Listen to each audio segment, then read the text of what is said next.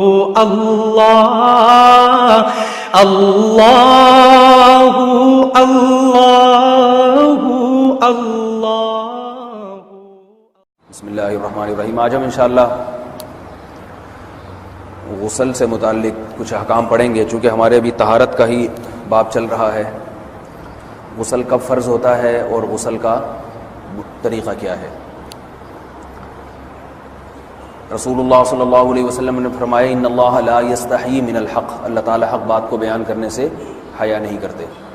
تو غسل کے جو مسائل ہیں ان میں بھی بعض دفعہ کچھ ایسی باتیں آتی ہیں جو بظاہر حیا کے خلاف ہیں، لیکن علم کی ایک بات ہے، سیکھنے اور سکھانے میں حیا اگر کریں گے تو پھر ظاہر ہے ساری زندگی جاہل ہی رہے گا انسان۔ اور غسل کے مسائل سیکھنا اس لیے ضروری ہے کہ غسل جب فرض ہوتا ہے تو جب تک مکمل غسل نہ ہو آپ کی نماز ادا نہیں ہوتی۔ رسول اللہ صلی اللہ علیہ وسلم نے فرمایا الماء من الماء، حدیث ہے کہ غسل فرض ہوتا ہے خواہش نفس کے ساتھ جسم سے منی خارج ہونے سے۔ مرد پہ غسل کب فرض ہوگا؟ جب اس کے جسم سے شہوت کے ساتھ منی خارج ہو۔ منی بالکل سفید رنگ کی چیز ہے، ایک ہوتی ہے مزی۔ شہوت پیدا ہونے سے اگر کسی کے مرد یا عورت کے صرف رطوبت خارج ہونا شروع ہو گئی، اس سے غسل فرض نہیں ہوتا۔ جب تک مکمل شہوت پوری نہیں ہو جاتی اور مادہ منویہ خارج نہیں ہو جاتا، چاہے احتلام کی صورت میں ہو یا کسی بھی طرح سے ہو۔ مردوں کے ساتھ چونکہ یہ بہت زیادہ ہوتا ہے، نائٹ فال کی صورت میں مردوں پر غسل کی یہ صورت بہت زیادہ فرض ہوتی ہے۔ جیسے ہی بلوغت ہوتی ہے تو احتلام شروع ہو جاتا ہے، ہفتے میں 1 دفعہ 2 دفعہ 3 دفعہ، بعض نوجوانوں کو روزانہ بھی 2 دفعہ ہوتا ہے،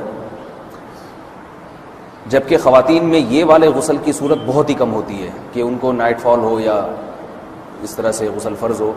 ہزاروں میں کسی ایک عورت کے ساتھ ایسا ہوتا ہے۔ ایک صورت تو یہ ہے غسل فرض ہونے کی۔ دوسری صورت کیا ہے کہ جب انسان اپنی زوجہ کے ساتھ ملاپ کرے اور انٹرکورس ہو جائے، چاہے اس صورت میں ڈسچارج دونوں میں سے کوئی ہو یا نہ ہو، لیکن دونوں پہ غسل فرض ہو جائے گا، مرد پہ بھی اور عورت پہ بھی۔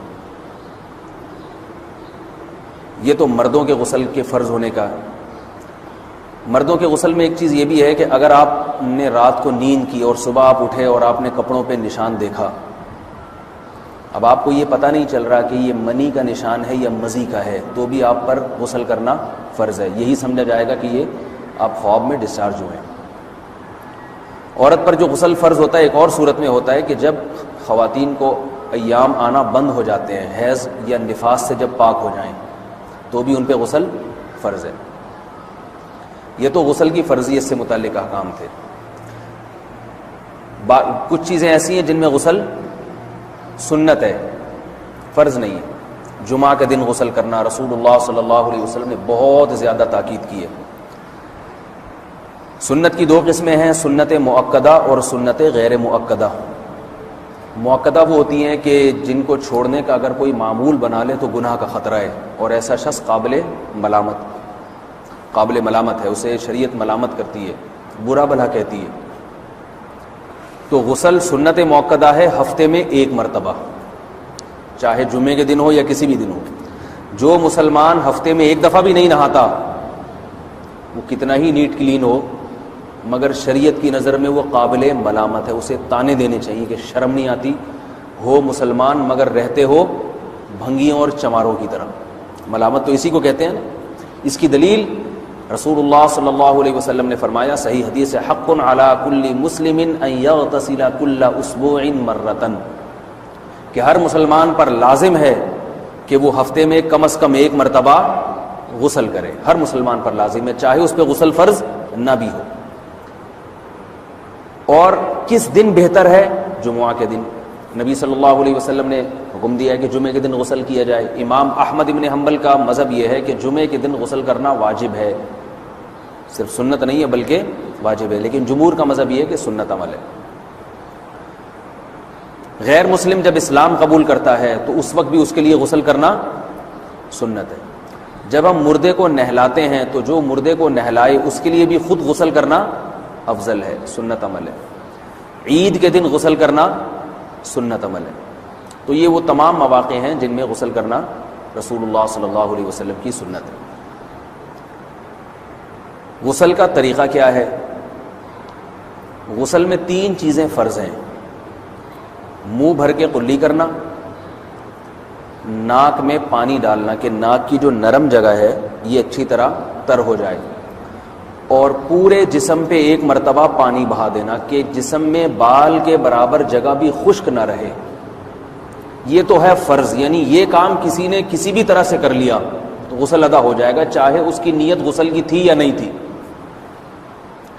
کوئی آدمی چلتا ہوا جا رہا ہے، پھسل کے تالاب میں گر گیا، پورے غوطے کھا کے باہر نکلا، قلی کر لے اور ناک میں پانی ڈال لے تو غسل اس کا ادا ہو جائے گا۔ البتہ چونکہ نیت نہیں تھی لہذا غسل کا ثواب نہیں ملے گا، ثواب نیت کے بغیر نہیں ملتا انسان کو۔ دلائل اس کے الگ موضوع ہے کہ اس کی دلیل کیا ہے کہ بغیر نیت کے بھی غسل ہو جاتا ہے، لیکن میں نے بتایا دلائل کا سیشن نہیں ہے، اس میں پھر بات لمبی ہو جائے گی۔ تو یہ تو ہے فرض، پورے جسم پہ پانی بہانا، کلی اور ناک میں پانی۔ سنت طریقہ کیا ہے؟ رسول اللہ صلی اللہ علیہ وسلم غسل کیسے کرتے تھے؟ سنت طریقہ جس پہ جو اختیار کرنا چاہیے وہ طریقہ یہ ہے کہ جب آپ غسل کے لیے بیٹھیں تو سب سے پہلے وہ جگہ دھوئیں جہاں نجاست اور ناپاکی لگی ہوئی ہے۔ نائٹ فال ہوا، کسی کو احتلام ہوا، تو جہاں جہاں گندگی لگی ہے پہلے اس جگہ کو دھوئیں، استنجا کریں، شرمگاہ کو دھوئیں اچھی طرح، سمجھ رہے ہیں بات کو؟ اس کے بعد ہاتھ دھوئیں اور مکمل وضو کریں جیسے ہم عام حالات میں وضو کرتے ہیں۔ مکمل وضو کرنے کے بعد دائیں کندھے پہ پانی ڈالا، لیفٹ سائڈ پہ پانی ڈالا۔ پہلے زمانے میں تو چلو سے غسل ہوتا تھا، ہاتھ دھو لیے تو اب چلو سے پانی لے کے یہاں ڈالا جا رہا ہے، چلو سے پانی لے کے یہاں ڈالا جا رہا ہے، پورے جسم پہ ملا جا رہا ہے، اور چلو سے پانی لے کے 3 دفعہ سر پہ ڈالا جا رہا ہے۔ تو آج کل چلو ولو تو ہے نہیں، شاور کے نیچے جا کے کھڑے ہو جاتے ہیں، تو اس میں یہ کہ شاور کھولیں اس کے نیچے کھڑے ہو جائیں، سارے چلو اس میں خود بخود ہی ہو جائیں گے، پورے جسم پہ پانی بہہ جائے گا۔ نبی صلی اللہ علیہ وسلم کے دور میں یہ جدید چیزیں نہیں تھیں، شیمپو اور صابن، تو آپ صلی اللہ علیہ وسلم بیری کے پتوں سے غسل کی ترغیب دیا کرتے تھے۔ بیری کے پتوں کو اگر پانی میں پکایا جائے تو پانی میں میل کچیل صاف کرنے کی صلاحیت بہت بڑھ جاتی ہے۔ ہمارے زمانے میں اس تکلف کی ضرورت نہیں ہے، صابن ملتے ہیں اس سے نہا لے آدمی، نہایا کریں، بہرحال کہنے کا مقصد یہ آپ لوگوں سے۔ تو یہ سنت طریقے سے غسل ہو جائے گا آپ کا، سمجھ رہے ہیں بات کو؟ سب سے پہلے استنجا کیا، اس کے بعد وضو کر لیا، اس کے بعد غسل کر لیا۔ اگر کسی نے غسل میں وضو نہیں کیا اور ویسے ہی پورے جسم پہ پانی بہا دیا تو بھی اس کا وضو خود بخود ہو جائے گا، اس غسل سے وہ نماز پڑھ سکتا ہے، کیونکہ بعض لوگ غسل کرنے کے بعد دوبارہ وضو کر رہے ہوتے ہیں، اس کی ضرورت نہیں ہے، کیونکہ جب غسل کرتے ہیں تو وضو والے اعضاء تو خود بخود اس میں دھل جاتے ہیں۔ یہ ہے غسل کا طریقہ۔ وضو کیسے ٹوٹتا ہے؟ جن چیزوں سے غسل فرض ہوتا ہے ان چیزوں سے وضو تو بہرحال ٹوٹتا ہی ہے، اس کے علاوہ بھی وضو ٹوٹتا ہے۔ اس سے پچھلے لیکچر میں نے کچھ تفصیل بتائی تھی کہ نجاست جسم سے کہیں سے بھی خارج ہو جائے یا نجاست نکل کے بہہ پڑے، اگر قضائے حاجت کی جگہوں سے نجاست خارج ہوئی ہے تو نظر بھی آ جائے وضو ٹوٹ جائے گا، اور قضائے حاجت کے علاوہ جگہوں سے اگر نجاست خارج ہوئی ہے، خون وغیرہ ہے جیسے، تو جب تک نکل کے بہے گا نہیں تو اس وقت تک وضو نہیں ٹوٹے گا۔ سمجھ رہے ہیں بات کو؟ وضو کا طریقہ کیا ہے؟ سب سے پہلے دونوں ہاتھوں کو دھویا جائے، 3 دفعہ کلی کی جائے، مسواک کی جائے، 3 دفعہ ناک میں پانی ڈالا جائے، پھر پورے چہرے کو، پیشانی یہ جو ہے جہاں سے پیشانی ہماری شروع ہو رہی ہے اور تھوڑی کے نیچے، تھوڑی جہاں ختم ہو رہی ہے، اور ایک کان کی لو سے دوسرے کان کی لو تک 4 اعضاء ہیں وضو میں دھونا فرض ہیں۔ 1 چہرہ، نمبر 2 بازو، نمبر 3 سر کا مسا، چوتھائی سر، اور نمبر 4 پاؤں کو دھونا۔ اس کی دلیل قرآن مجید کی مشہور آیت ہے فَاغْسِلُوا وُجُوهَكُمْ وَأَيْدِيَكُمْ إِلَى الْمَرَافِقِ۔ اللہ فرماتے ہیں ایمان والو جب نماز کا ارادہ ہو تو اپنے چہروں کو اور اپنے ہاتھوں کو دھو، سر کا مسا کرو اور پاؤں کو ٹخنوں سمیت دھو۔ دھونے کا حکم ہے قرآن مجید میں۔ البتہ سر کے بارے میں یہ نہیں ہے پورے سر کا مسا کرو، بلکہ آ رہا ہے وَامْسَحُوا بِرُؤُوسِكُمْ، با کا لفظ ہے، با آتی ہے تبعیض کے لیے کہ سر کے بعض حصے کا مسا۔ اب بعض حصے کا قرآن حدیث میں کہیں تذکرہ نہیں ہے، تو اس میں فقہاء کرام کے اجتہادات ہیں۔ امام شافعی فرماتے ہیں تھوڑا سا بھی ٹچ کر لیا سر کو ہو جائے گا، امام ابو حنیفہ فرماتے ہیں نہیں کم از کم 1/4 کا ہونا ضروری ہے۔ سب کے اپنے اپنے دلائل ہیں، ان دلائل میں میں نہیں جاتا۔ فقہ حنفی کو جو فالو کرنے والے ہیں تو ان کو چاہیے کم از کم 1/4 سر کا مسا، یہ فرض ہونے کے لیے ضروری، مگر سنت کیا ہے؟ پورے سر کا مسا۔ نبی صلی اللہ علیہ وسلم دونوں ہاتھوں کو بھگو کے پورے سر کا مسح کرتے تھے ایسے. سمجھ رہے ہیں بات کو؟ اور مسح کے جو یہ ٹیکنیکل طریقے ہیں کہ آپ یوں پہلے انگلی بنائیں پھر یوں لے کر جائیں پھر یوں گھما کے لائیں پھر یوں، یہ ٹیکنیکل طریقے حدیث سے ثابت نہیں. مسح کا طریقہ کیا ہے؟ بھیگا ہوا ہاتھ لے کے ایسے پورے سر کو ہو گیا. پھر حدیث میں یہ بھی ہے کہ یوں لے جاؤ اور یہ بھی ہے کہ دو واپس بھی لے کر آؤ، دونوں طرح سے ثابت. تو ایسے بھی کر سکتے ہیں کہ یوں لے جائیں اور ایسے بھی کر سکتے ہیں لے کے جائیں اور پھر واپس بھی لے آئیں، دونوں طریقے جائز ہیں. لیکن کم از کم سنت اتنی ہے کہ پورے سر کا مسح ہونا چاہیے. بعض لوگوں کو شو مارنے کا شوق ہوتا ہے، اگر وہ واپس لائیں تو بال ان کے خراب ہو جاتے ہیں، کہتے ہیں یار یہ پھر مسئلہ خراب ہو جائے گا. تو پھر ایسے لوگ صرف یوں ہی لے جائیں کافی ہے. افضل تو یہ کہ یوں بھی لے یوں بھی لے جائیں، دونوں طرح سے صحیح ہے. بہرحال دونوں حدیث سے ثابت ہیں. سمجھ رہے ہیں بات کو؟ اور یہاں ایک اہم مسئلہ بتا دوں، قرآن مجید نے پاؤں کو دھونے کا حکم دیا ہے، پاؤں پہ مسح کرنے کا حکم نہیں دیا. اور حدیث میں خفین پر مسح کرنے کا حکم ہے. تو قرآن اور حدیث کو فقہاء نے جمع کیا ہے. لہذا وہ موزے جن میں آسانی سے پاؤں دھوئے جا سکتے ہیں ان میں چاروں ائمہ کے نزدیک پاؤں پہ مسح کرنا جائز نہیں. سعودی عرب میں جو بعض سلفی حضرات اور یہاں ہمارے ہاں بھی اہل حدیث حضرات نے عام موزوں پر بھی جو مسح کی ایک روایت ڈال دی ہے، اسلاف میں، تابعین، تبع تابعین میں اور چاروں ائمہ کے مذاہب میں اس کا ثبوت نہیں ملتا. اگر اسلاف میں کوئی قائل بھی ہے تو ایک شاذ قول، اکا دکا قول ملتا ہے، ورنہ یہ ائمہ اربعہ کے مذہب کے خلاف ہے. اور جو احادیث جو نقل ہوتی ہیں صحیح سند کے ساتھ ان کے بھی خلاف اور قرآن کی آیت کے بھی خلاف ہے.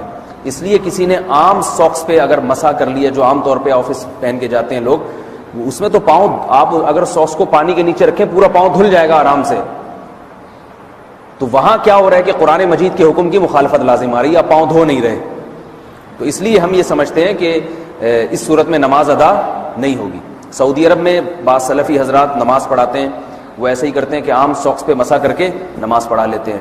تو فتویٰ اسی پر ہے کہ ان کی اگر کسی کو یقین ہے کہ اس نے عام ساکس پہ مسح کر کے نماز پڑھائی ہے تو اس کے پیچھے نماز ادا نہیں ہوگی، کیونکہ قرآن کے مطابق اس کا وضو ہوا ہی نہیں ہے.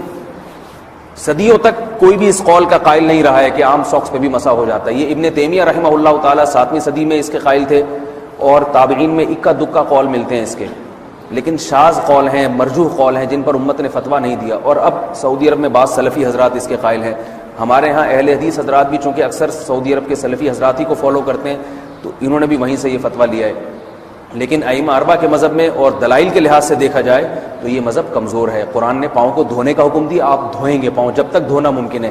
چمڑے کے موزے ہیں ان کو دھونا ممکن نہیں ہے اتارے بغیر، لہذا ان موزوں کے اوپر مسح ہو جائے گا. تو اس سے قرآن پر بھی عمل ہو جائے گا اور حدیث پر بھی عمل ہو جائے گا. اس لیے ائمہ اربعہ نے جو قرآن و حدیث کو سمجھ کے جو فیصلہ کیا ہے اس پہ چلنا ہمارے لیے زیادہ مفید ہے بنسبت آج کل کے جو علماء ہیں ان کی اپنی ذاتی آراء پر. اس لیے یہ بھی ایک وضو سے متعلق اہم مسئلہ تھا. سمجھ رہے ہیں؟ باقی تو ماشاءاللہ وضو کرنا سب کو آتا ہی ہے. اور وضو کے بعد دعا کیا ہے؟ کلمہ شہادت، اشہد ان لا الہ الا اللہ وحدہ لا شریک لہ اشہد ان محمدا عبدہ ورسولہ اللہم اجعلنی من التوابین واجعلنی من المتطہرین. اے اللہ تو مجھے بار بار توبہ کرنے والوں میں شامل کر دے اور بار بار پاکیزہ رہنے والوں میں شامل کر دے. توبہ اس لیے کہ میں نے ظاہری طہارت تو حاصل کر لی، مجھے روحانی طہارت بھی عطا کر دے. اگر میں نے گناہ کی ہوں تو مجھے ان سے بھی توبہ کی توفیق عطا فرما لے تاکہ اس لحاظ سے بھی میرا وضو ہو جائے، اس لحاظ سے بھی میں پاک ہو جاؤں. سبحانک اللہم و بحمدک، نشہد ان لا الہ الا انت، نستغفرک و نتوب الیک.